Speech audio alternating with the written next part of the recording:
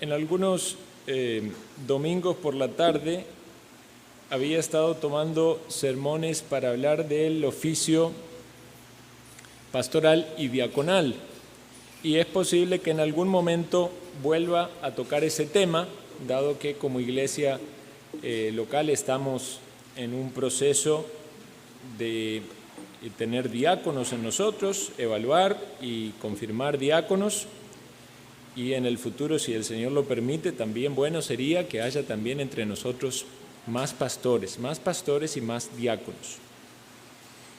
Pero también toqué un día un tema que tenía que ver con la iglesia local, la presencia de Dios en medio de su iglesia, cuando vimos allí el pasaje de Jacob con su sueño en su viaje. Y quiero también volver a temas que tienen que ver con la iglesia local, y ha resultado para mí útil considerar un libro del pastor Peter Masters, que es pastor en la iglesia del Tabernáculo Metropolitano en Londres.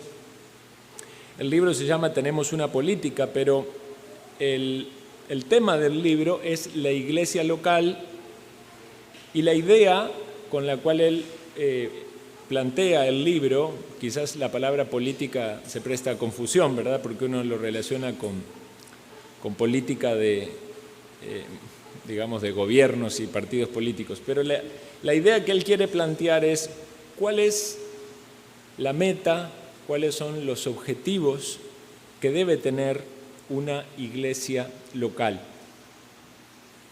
Y cuando pensamos en eso, entonces debemos lógicamente hacer esta comparativa. Si una persona, su diario vivir, piensa hacia el futuro y plantea tener metas, objetivos, cosas por las cuales esforzarse, si alguien que quiere trazar una carrera educativa se plantea también metas, objetivos, los cursos que va a tomar y para llegar, ¿verdad?, al momento de cumplir ya con todos los requerimientos para tener ese título. Si alguien que trabaja, digamos, en cuenta propia sabe que tiene que dar ciertos pasos para llegar a las metas planeadas de su negocio, entonces, ¿por qué pensamos o puede alguien pensar que sea incorrecto aplicar eso a la iglesia? Ahora, es cierto que la iglesia debe distanciarse un poco de mucha práctica que hay en el presente, afirmada en el pragmatismo. Ustedes entienden lo que significa pragmatismo, esta idea de que hagamos lo que funciona. Entonces, con esa base de hacer lo que funciona, bueno, hagamos lo que funciona para que aquí haya mucha gente, hagamos lo que funciona para que la gente dé mucho dinero, hagamos lo que y estamos haciendo un montón de cosas que pueden ser cosas incorrectas a la luz de la palabra. Entonces el pragmatismo es un problema, porque generalmente está vinculado a resultados y no se pone el cuidado en las desviaciones doctrinales. Sin embargo, si queremos como iglesia avanzar hacia el plan, la meta que Dios quiere, debemos entonces conocer a la luz de la palabra de Dios cuáles son esas metas, cuáles son esos objetivos que debemos tener para que podamos dar pasos en dirección a eso. Los pastores no podemos ir a la deriva diciendo, bueno, Dios lo que me manda a mí es a predicar la palabra y abrir la Biblia y predicar la palabra. Gloria a Dios porque se predique la palabra. Digo, eso es mucho mejor que iglesias donde no se predica. Pero no hay nada de malo y hasta puede ser apropiado, y más bien lo vemos en la Escritura como lo correcto, es tener un plan hacia dónde va la iglesia a la luz de la enseñanza bíblica. Si no, es como un barco que está con velas, con la vela, ¿verdad?, extendida, pero sin timón y sin anclas. Entonces, obviamente queremos la guía del Espíritu Santo y vamos a descansar en la palabra de Dios como la base de nuestra creencia y nuestra práctica, y vamos a dejar que Dios nos lleve con su palabra y la guía de su Santo Espíritu a los pasos que tengamos que dar como iglesia local. Pero, ¿significa eso entonces que no vamos a planificar? Si lo aplicamos a nuestra propia vida, diríamos que es incorrecto, ¿verdad? Si lo aplicamos a un negocio, es incorrecto. Si lo aplicamos a una carrera educativa, es incorrecto. Si lo aplicamos a la iglesia, también es incorrecto. Veamos lo que le dice el apóstol Pablo al joven Timoteo en 1 de Timoteo 3:10. 1 de Timoteo 3:10.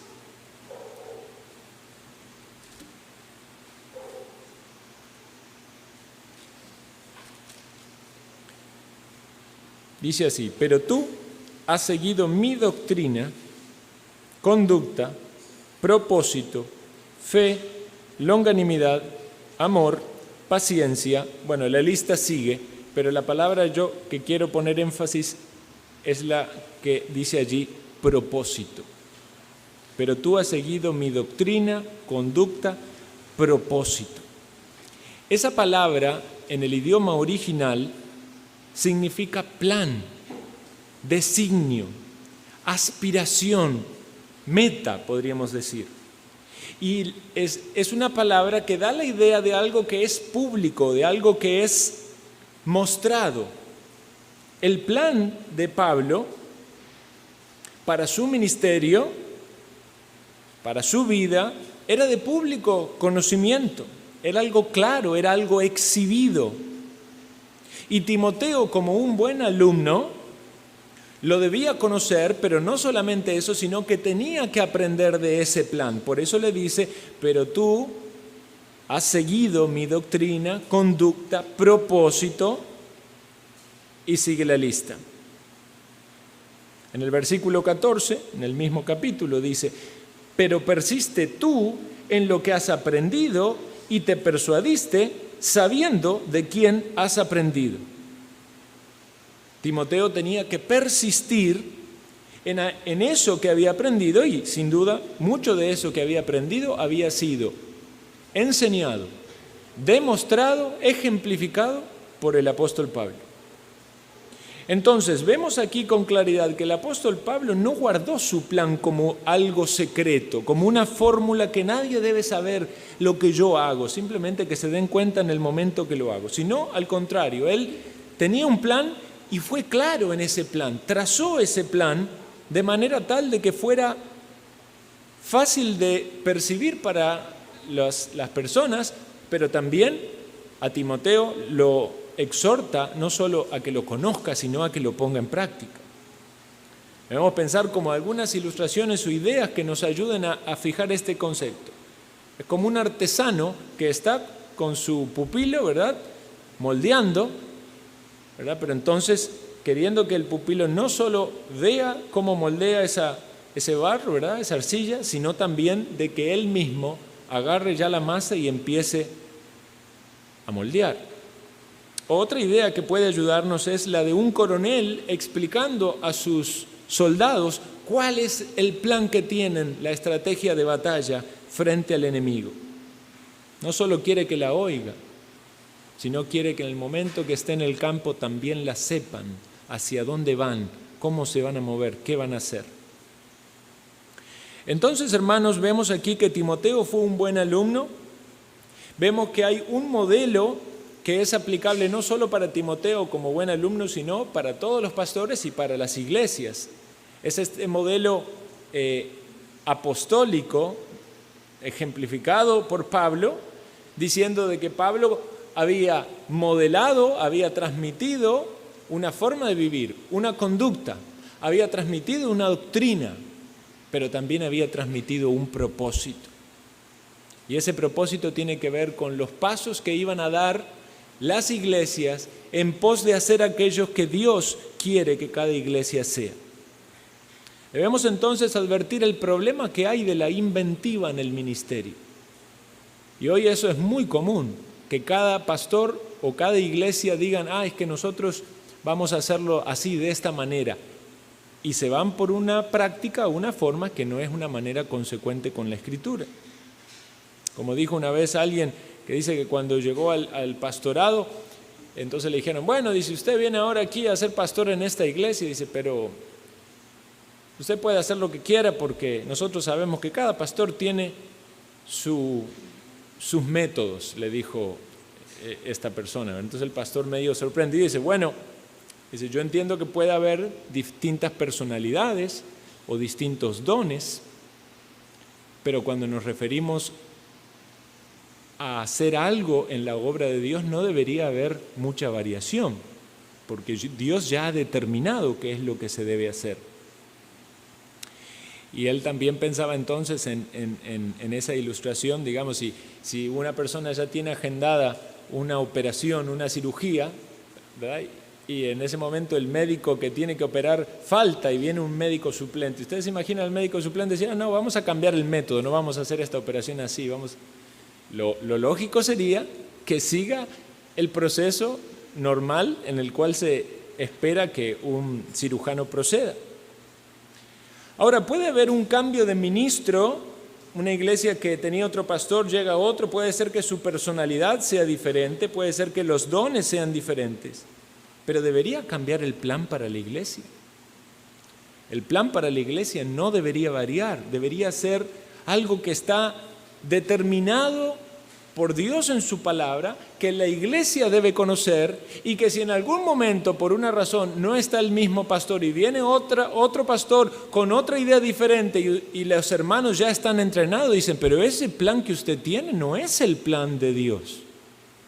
De modo tal de que la iglesia pueda ser firme sabiendo cuál es la dirección en la que deben ir.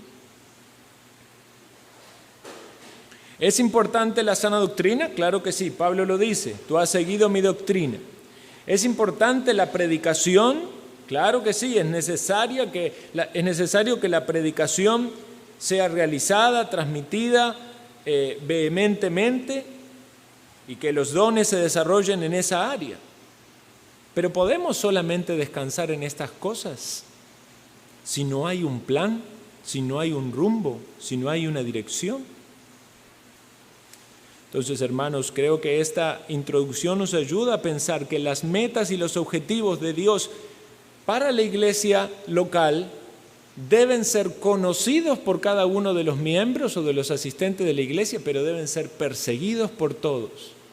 Debemos trabajar en esa dirección, esforzarnos por eso y orar por eso.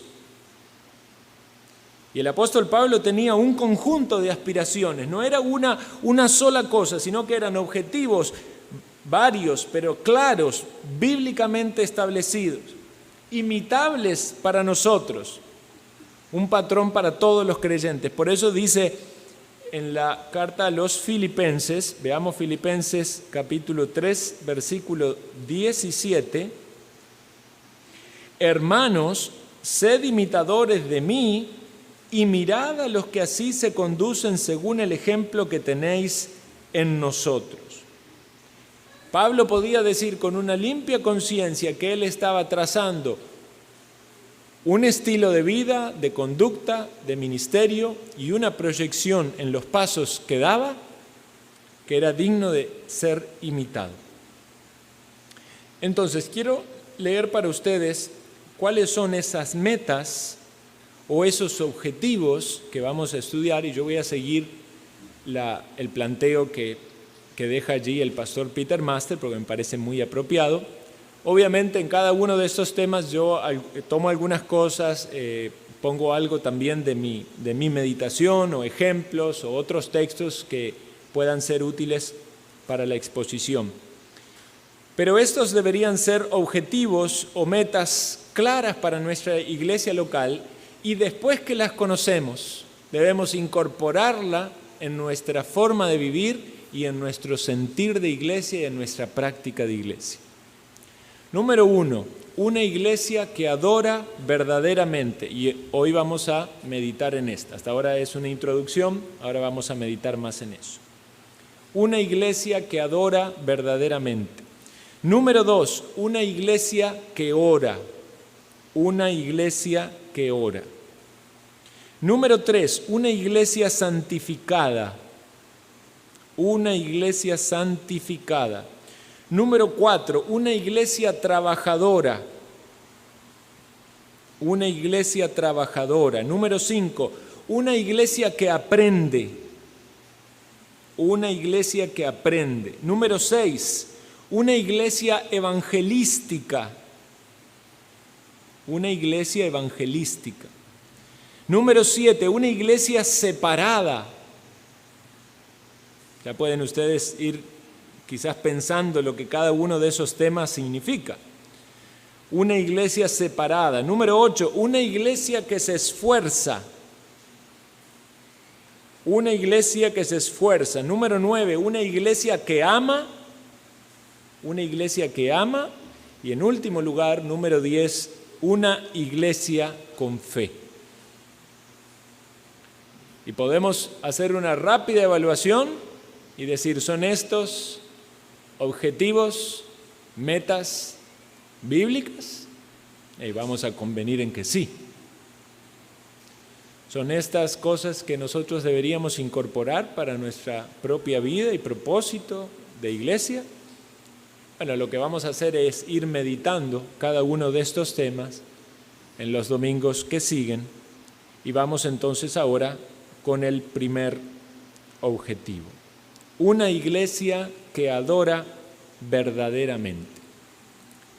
Podemos decir que esta es la meta más importante y que está directamente relacionada con lo que la pregunta del catecismo que frecuentemente repetimos y memorizamos. ¿Cuál es el propósito principal del hombre? Glorificar a Dios.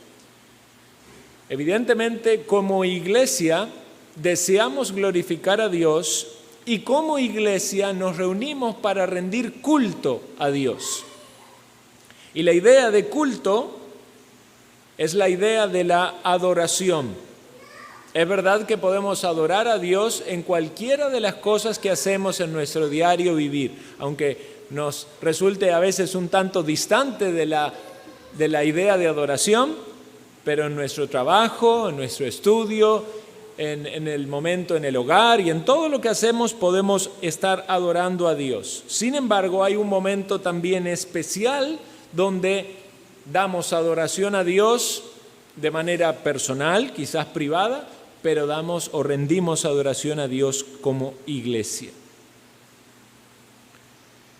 Y la iglesia de Cristo está conformada por verdaderos creyentes. Puede ser que entre los visibles haya algunos que son creyentes y algunos que son impíos. Pero la iglesia de Cristo, la que Dios ve, es una iglesia de piedras vivas, de verdaderos creyentes.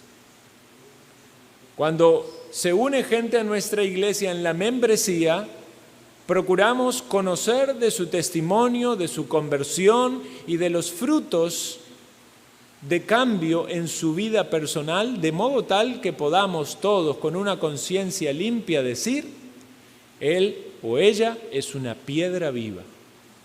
Y puede unirse a esta iglesia porque lo consideramos nuestro hermano, nuestra hermana. Y damos testimonio de que esa persona es un seguidor de Cristo. Por lo tanto, es un verdadero adorador. Vamos a San Juan, capítulo 4. Y vamos a leer, texto bastante conocido, cuando el Señor habla con la mujer samaritana.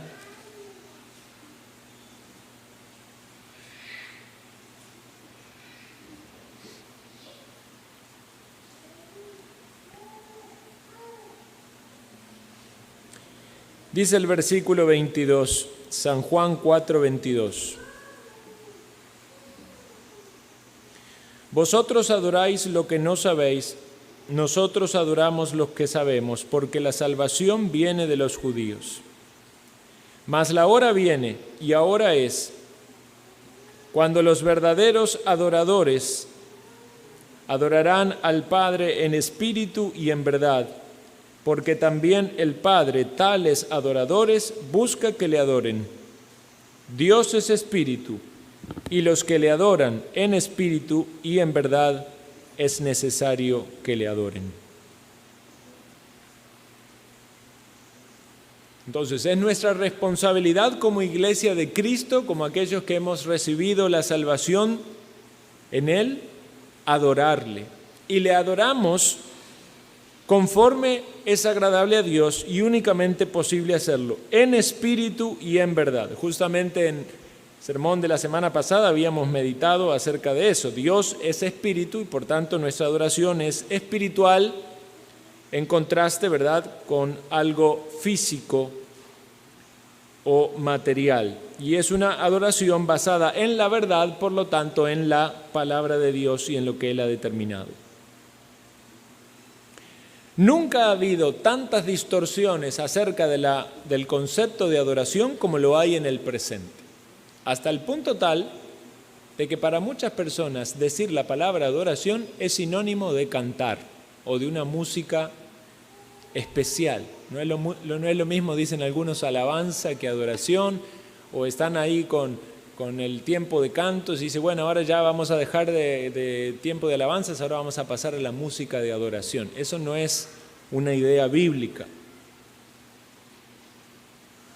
Vamos a considerar 6 descripciones de la adoración contemporánea que debemos evitar, o 6 categorías. La primera es la adoración placentera.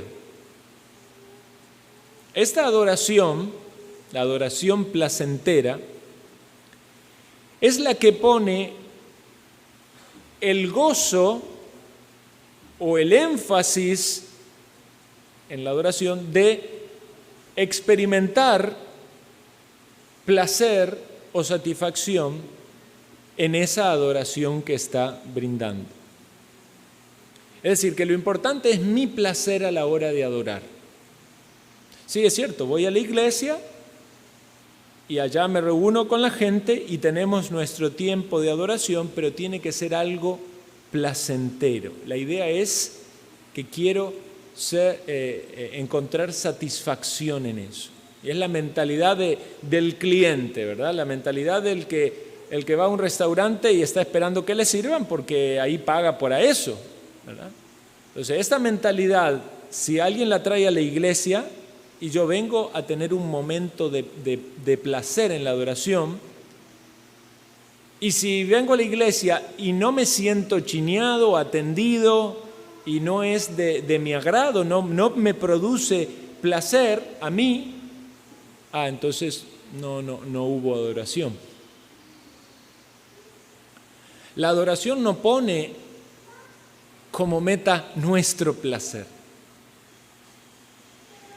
Si tuviéramos que poder definirlo de alguna manera, aunque lo que voy a decir es solo para que lo comprendamos, se trata no de nuestro placer, sino del placer de Dios. Ahora, Dios es perfecto, ¿verdad? Él es feliz, no es que tiene momentos, tiene placer o por momentos no. Él no tiene cambios ni emociones. Pero para que lo entendamos, no se trata de nuestro placer, se trata de Dios y su gloria. Quiere decir que aún podemos adorar a Dios cuando no estamos experimentando placer en la adoración. Porque no debe estar centrados nuestros ojos en lo que recibimos en la adoración, sino a quién estamos adorando.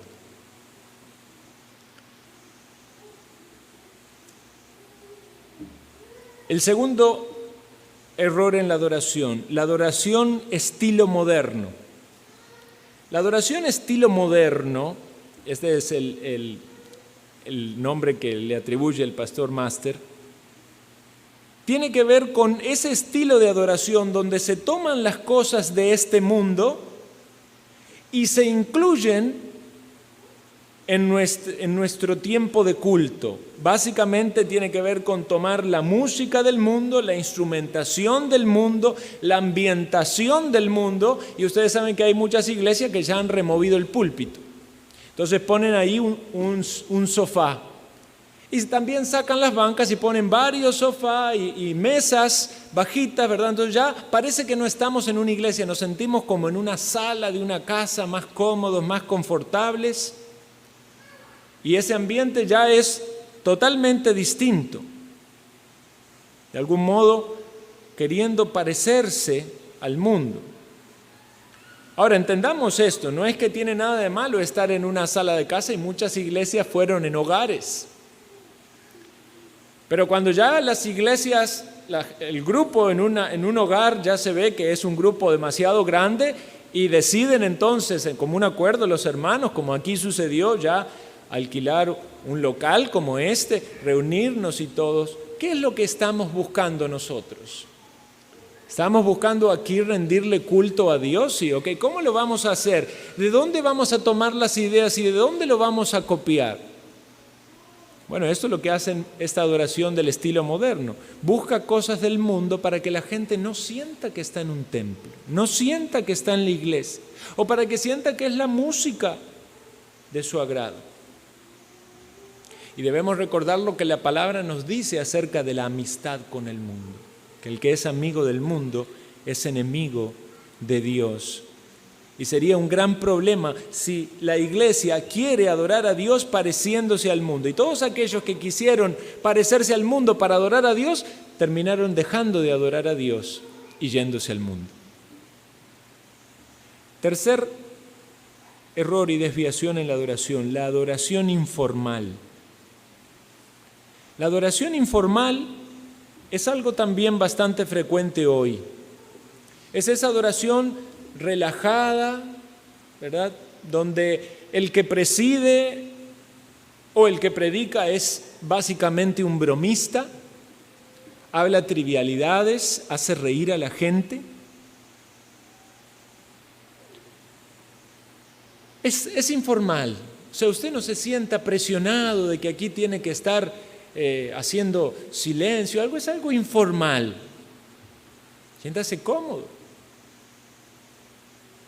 A poner una música que sea agradable a usted, ¿verdad? Rompamos todo protocolo.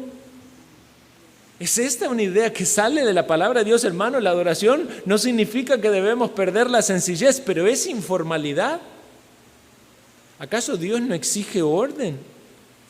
¿Acaso no es importante la reverencia? Cuando vemos las descripciones de aquellos que vieron la gloria de Dios, Dios en su trono, meditábamos en Isaías, cuando lo vio a Dios en su trono, sus faldas que llenaban el templo, y esa gloria y ese esplendor, esa grandeza, no podía otras cosas que temblar en sus piernas y tocarse sus labios con temor de ser juzgado a muerte.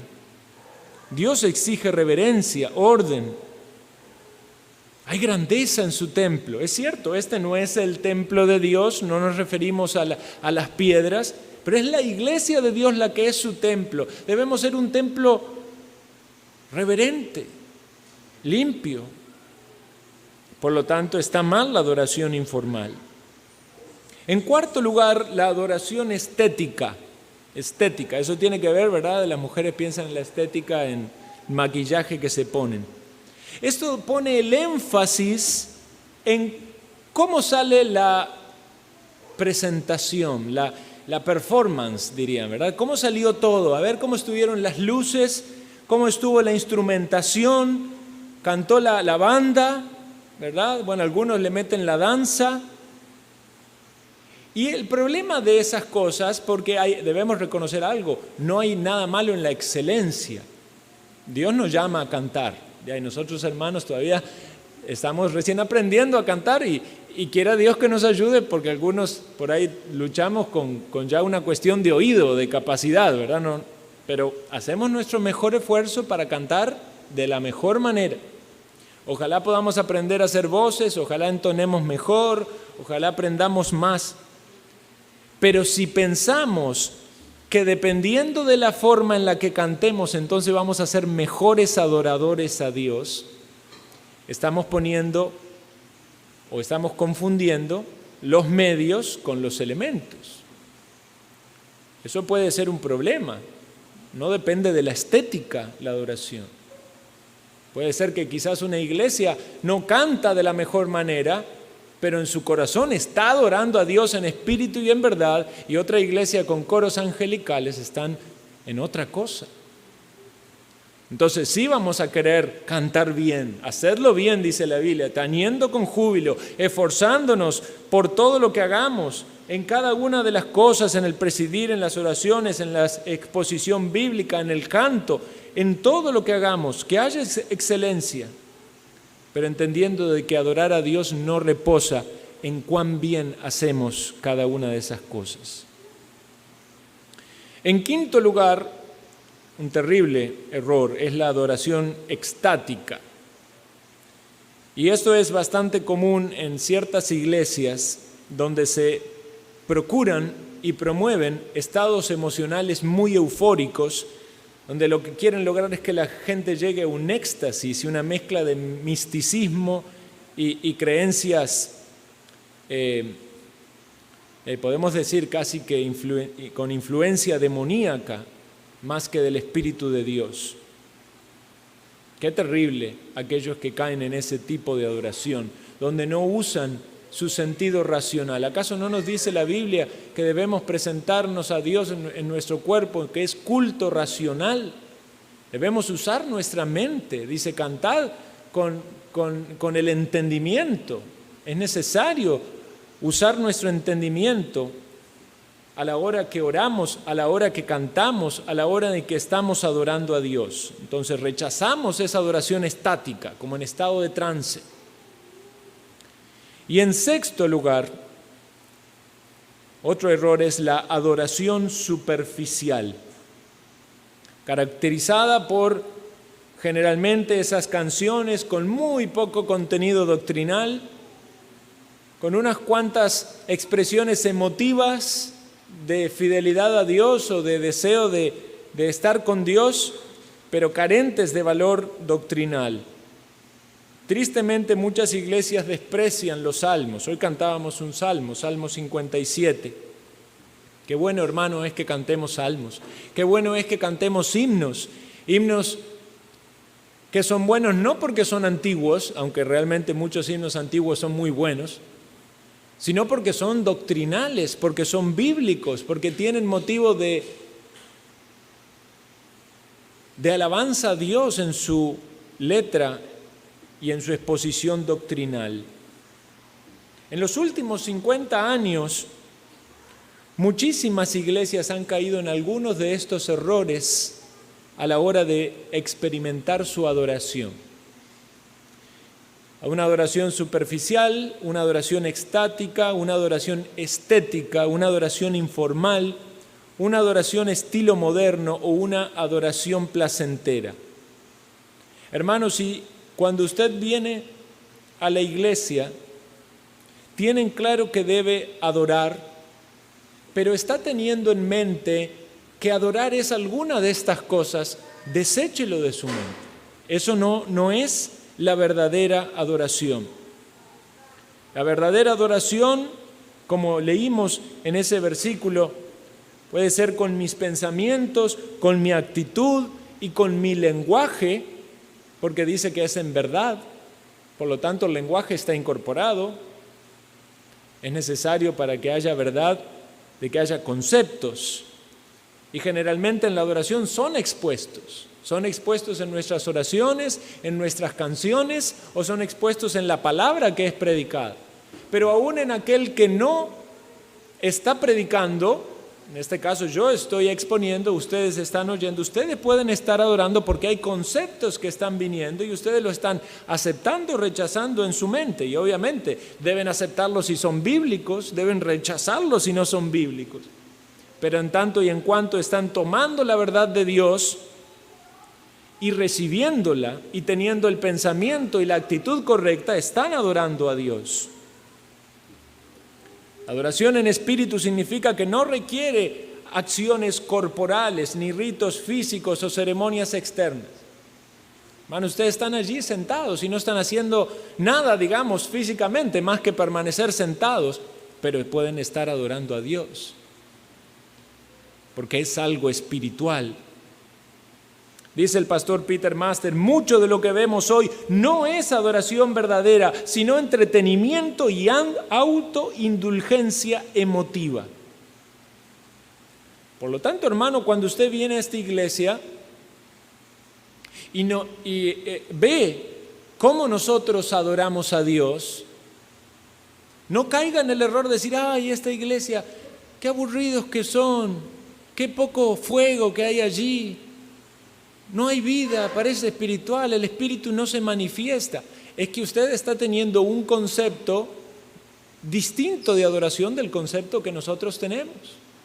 Pero nosotros queremos exponer el concepto de adoración que tenemos para decirle, esto que estamos haciendo aquí, de cantar reverente, de escuchar una exposición de 40 minutos o 1 hora, de que solamente el predicador habla y los demás están en silencio, de que no ponemos énfasis en cómo nos movemos, saltamos, o quién danza, o quién toca la guitarra o la batería. Eso tiene que ver con nuestra forma de adorar. Nosotros queremos ser una iglesia que adora en espíritu y en verdad. ¿Y saben por qué lo hacemos así? Porque creemos que así se debe hacer. Queremos crecer en eso, pero queremos crecer en lo que es del corazón, no en lo que es visible. En lo que es visible es fácilmente enseñado. Hermanos, sabemos qué debemos hacer y qué no debemos hacer. ¿Por qué no levantamos las manos en esta iglesia todos? ¿Por qué no aplaudimos? ¿Por qué no danzamos? Porque entendemos que eso no tiene una base bíblica. Es verdad, sí, el pueblo de Israel danzaba. Hermano, estudie la danza. Nada tenía que ver con la adoración en el templo. Ni en el tabernáculo, ni en el templo, ni mucho menos en la iglesia de Dios. Ah, sí, es cierto, ellos cantaban canciones con panderetas. En el templo de Dios ese no era la instrumentación, hermanos. ¿Por qué podemos decir qué instrumento sí y cuál no? ¿Por qué no es apropiado una guitarra eléctrica en la iglesia? ¿Por qué no una batería?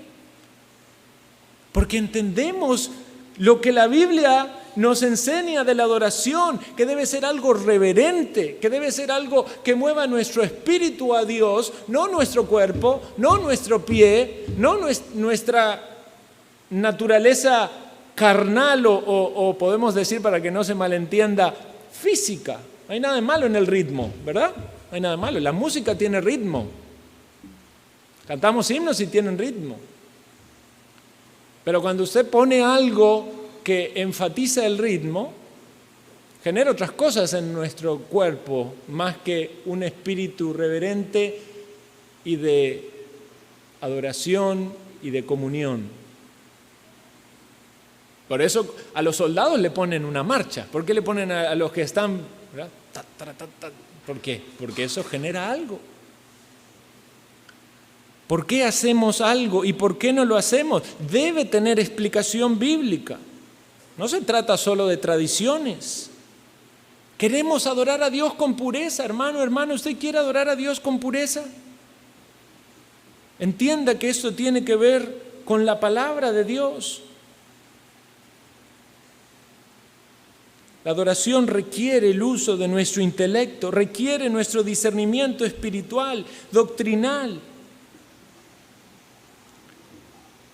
Requiere que lo hagamos con temor reverencial, con acción de gracias, con regocijo, con arrepentimiento, que haya aprendizaje, que haya intercesión y que haya una convicción de la verdad. Por eso decía Juan, y hoy lo decíamos, es necesario que Él crezca y que yo mengüe. Porque no se trata de lo que me da placer, no se trata de la música que me gusta o lo que no me gusta. Es entender cuán importante es la presencia de Dios. ¿Cuántos pastores o hermanos que puedan presidir en una iglesia lo que quieren es exhibirse? Y que todos pongan sus ojos en esa persona. Pero ¿qué leíamos hoy de Juan? No soy digno ni de desatar la correa de sus zapatos. Piensen en Él. Cuán importante que es la humildad para aquellos que sirven a Dios, y por eso es tan peligroso en esas iglesias donde tanta gente tiene participación, porque todos quieren su minuto de fama. Es como, ¿verdad?, el American Idol, los 30 segundos donde usted va a cantar, donde va a danzar, donde va a saltar, y si no tiene la fama aquí, entonces hacen su show ahí, en su silla. Y más ahora, ¿verdad?, que la cámara apunta para todos lados, y entonces en esos cultos la camarita también le da su momento de fama al asistente. Lo bueno de la camarita es que apunta, ¿verdad?, allí, y si alguien se está durmiendo, la cámara lo detecta. Pero como en esa iglesia tienen tanto movimiento, nadie se duerme. El culto es un privilegio que tenemos, donde debe haber temor reverencial, asombro, disposición al aprendizaje. Es verdad, hermanos, tenemos que batallar con muchas cosas que se oponen a nuestra adoración. ¿Cuántas veces no debemos batallar con nuestros pensamientos? Estamos en el culto, estamos escuchando la exposición o el tiempo del presidir, y nuestros pensamientos vuelan al lunes, martes, al jueves, a la cita médica, al trabajo, al estudio, a las deudas. Hermano, recuerde esto, está adorando. Es el día del Señor, es el día donde usted quiere adorar a Dios en espíritu, en verdad, porque es una piedra viva y viene a rendirle adoración a Él. Batalle contra esos pensamientos. Tenemos que batallar contra el sueño. Algunos, por razones de fuerza mayor, tienen que acostarse tarde o han trabajado en la noche. Pero se ve ese esfuerzo por decir, yo quiero estar en todos mis cabales en el momento del culto. Y algunos hermanos, ese es un buen método que un pastor enseñaba. Si alguien tiene sueño en el culto, ¿qué debe hacer? Bueno, muchas veces queremos disimularlo, ¿verdad? Entonces nos vamos durmiendo, nos despertamos, nos dormimos, nos despertamos, y vamos ahí intermitentemente captando algo del sermón. Y lo que este pastor decía, lo mejor es pararse, se va al fondo, se para, y si se duerme parado, bueno, todos nos vamos a dar cuenta después. Pero por lo menos por el esfuerzo, ¿verdad?, de estar parado, va a ser más probable de que usted trate de estar concentrado. Algunos dicen, vaya al baño, lávese la cara y venga. ¿Por qué? Porque si por alguna debilidad de nuestra carne estamos en ese momento cansados, bueno, vamos a ser quizás un tanto comprensivos, pero pensemos, en algún otro momento y muy importante de nuestra vida, de algo que nos genera pasión, entusiasmo, no soportaríamos el sueño. Quizás usted está súper cansado, pero juega su equipo de fútbol a tal hora, y usted prende la tele, ¿verdad?, y ahí los ojos se abrieron. Entonces, pensemos, ¿es importante adorar a Dios? Si debo adorar a Dios, si no es un privilegio adorar a Dios, claro que sí, pero estoy cansado. Bueno, hay que morir a uno mismo, hay que forzarse, porque es adorar a Dios. Hay que batallar con los pensamientos, con las distracciones, con el sueño. Los padres tenemos que luchar con nuestros hijos. La mayoría de los niños son impíos, y estoy seguro de algo, el diablo los usa para estorbar la adoración. Pero es nuestra responsabilidad instruirlos. Es nuestra responsabilidad enseñarles que hay cosas que no deben hacer. Y es cierto, muchas veces los padres debemos ser conscientes de su capacidad intelectual, ¿verdad? Entonces uno le da un lapicito para que pinte, dibuje, pero no debemos aflojar en la responsabilidad que tenemos de enseñarle a nuestros niños que acá nosotros venimos a adorar a Dios, y que deseamos y anhelamos y oramos para que ellos se transformen en verdaderos adoradores. Porque hay muchas iglesias donde lo que van a decir es, aquí están los niños, qué pereza, mándenlo allá, que se entretengan en la salita de juego, en el play. Entonces, ¿qué le estamos diciendo? Para ellos no es. Ellos no tienen que adorar a Dios, es algo que hace papá y mamá. Nosotros queremos que ellos escuchen la palabra, que perciban la presencia de Dios en medio de su pueblo, que escuchen el mensaje del Evangelio, pero que vean también a los hermanos recibiendo esa enseñanza, incorporándola en su corazón. Quizás alguien dice amén a una palabra y ese niño dice, ¿esta persona por qué dice amén? Pero ahí usted está transmitiendo algo. Del mismo modo de que si ve a alguien que está distraído, va a decir, ese también, ese no le importa. Está igual que yo me porto mal, pero ve aquí el hermano, aquella hermana. Dice el pastor Peter Master que incluso debemos tener cuidado hasta cuando comienza el culto, ¿verdad?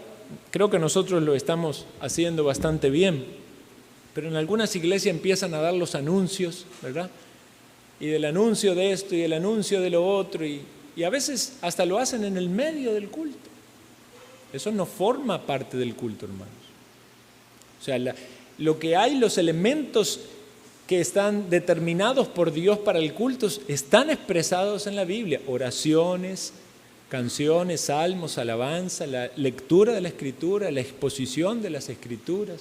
Obviamente, si hay cena del Señor, eso es parte de los elementos incorporados en la adoración. Incluso los testimonios. Porque en nuestro proceso y en nuestro entendimiento doctrinal, ¿verdad? Yo lo puedo decir, digamos, tengo más o menos unos 10, 11 años en Iglesia Reformada. Al principio escuchábamos testimonios dentro del tiempo de culto, pero después llegamos a este entendimiento. La Biblia no habla de testimonios dentro del culto. Entonces, ¿qué hacemos? Le decimos a los hermanos cuando termina el culto, por favor, quédense para escuchar un testimonio. O antes del culto hay un tiempo de testimonio, de conversión de alguien.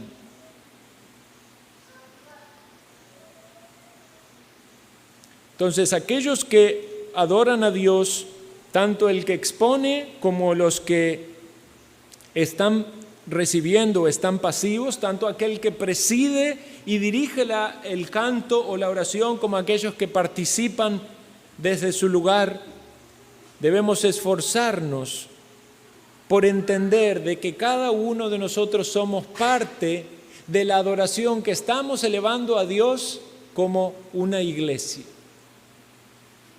O sea, si todos nosotros estamos sumando participación en esa adoración, pensemos entonces que eso que llega a Dios como iglesia local es algo que todos colaboramos, que solo Dios ve. Entonces, si alguien está fallando en su responsabilidad, porque es verdad que puede haber un verdadero cristiano, es verdadero cristiano, adora en espíritu y en verdad porque es un verdadero cristiano, pero en la práctica, en ese momento, no está adorando. No significa que por ser cristiano voy a estar siempre adorando. Puede ser que estoy fallando en mi adoración a Dios.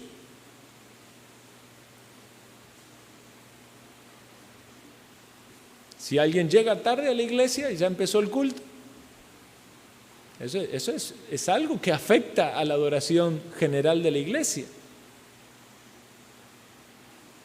Si llegamos quizás cargados y atribulados por todos nuestros problemas y nos cuesta, por eso es bueno venir un rato antes, tomar el tiempo, ¿verdad? Sosegarse y a ver, Señor, ¿qué me carga? Ya, ayúdame, quiero adorarte en espíritu y en verdad. Orar, dejar las cargas en el Señor. Una iglesia que adora, hermanos. No es la adoración como se entiende. Vean qué distinto que es lo que estamos pensando ahora de lo que alguien puede estar pensando. ¿Cómo estuvo la adoración? ¡Ay, qué bueno vieras cómo cantamos y cómo, ¿verdad? Esa emoción, esa sensación. O esa ilustración que dijo el pastor me hizo volar por las nubes. ¿Cómo adora la iglesia? ¿Cuáles son sus pensamientos, sus sentimientos, su actitud frente a Dios, su arrepentimiento, su contrición ante su palabra? La gratitud que puede llevarle Dios mientras la palabra es expuesta, decir, Señor, gracias por lo que me has permitido avanzar. Quizás en un momento usted escucha la palabra y no está sintiendo contrición por un pecado, porque dice, bueno, yo en eso estoy bien. Pero vea que uno puede hasta pecar con eso. Ay, bueno, yo estoy bien, yo no necesito eso. Y es jactancia. O puede decir, Señor, gracias, porque ya avancé en eso.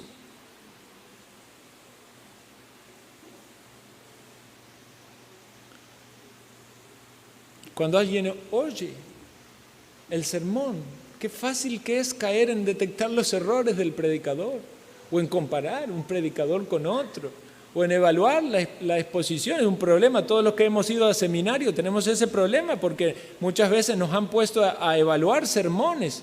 Entonces después tiene que cambiar su mentalidad cuando viene a sentarse y escuchar un predicador. No tiene que evaluar la homilética, si usó bien la teología bíblica, si citó mal una palabra.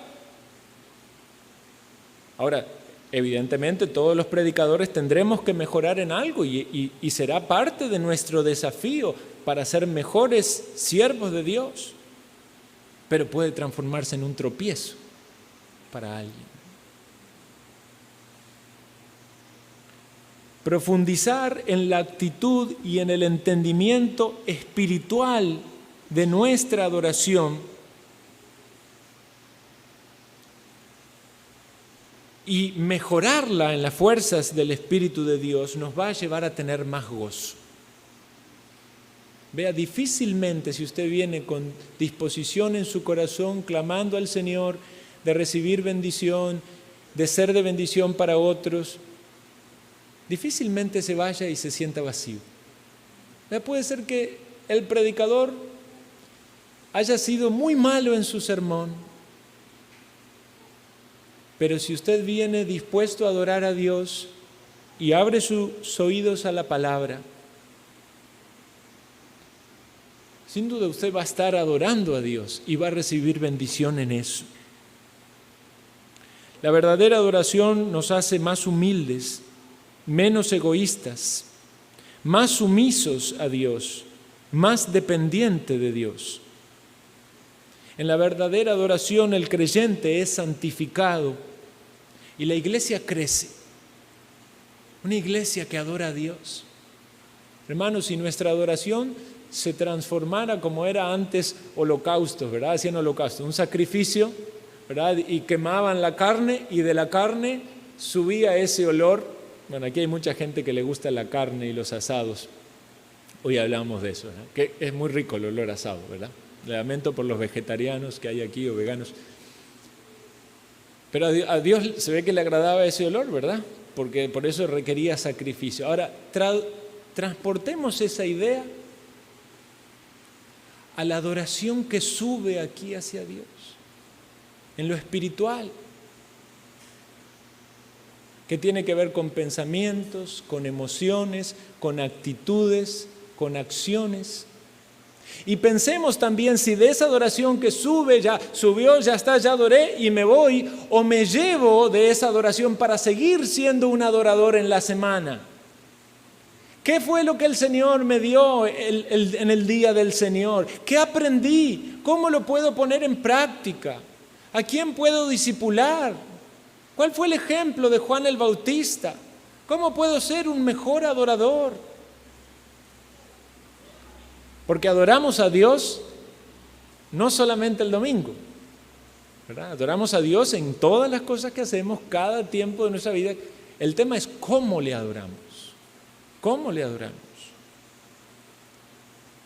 No es conforme a nuestras invenciones. Recordemos a Nadab y Abiú, hijos de Aarón, que tomaron cada uno un incensario y pusieron fuego sobre el incienso y ofrecieron delante de Jehová, dice Levítico, fuego extraño que él nunca les mandó.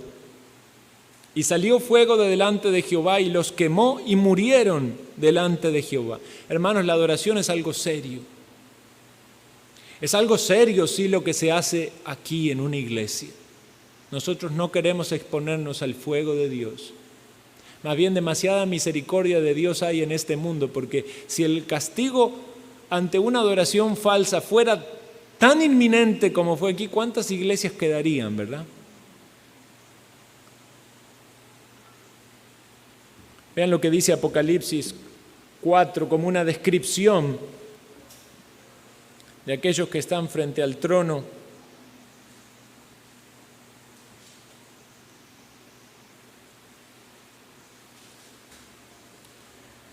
Apocalipsis capítulo 4, versículos 2 al 6.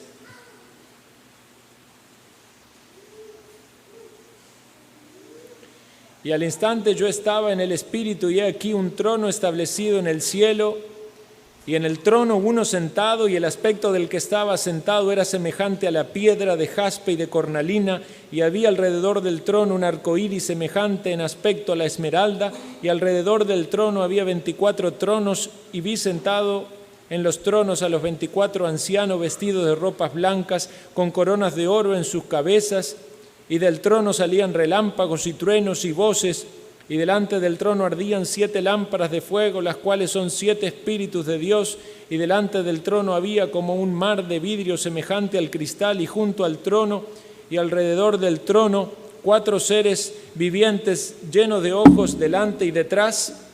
Y podríamos seguir leyendo numerosos pasajes del Apocalipsis, pero ya finalmente los ojos se centran en el Cordero, en aquel que es digno de adoración, en aquel ante quien debemos postrarnos con una adoración verdadera, en espíritu, en verdad, en lo individual, como piedras vivas, pero también como un edificio, como iglesia de Dios. Oremos.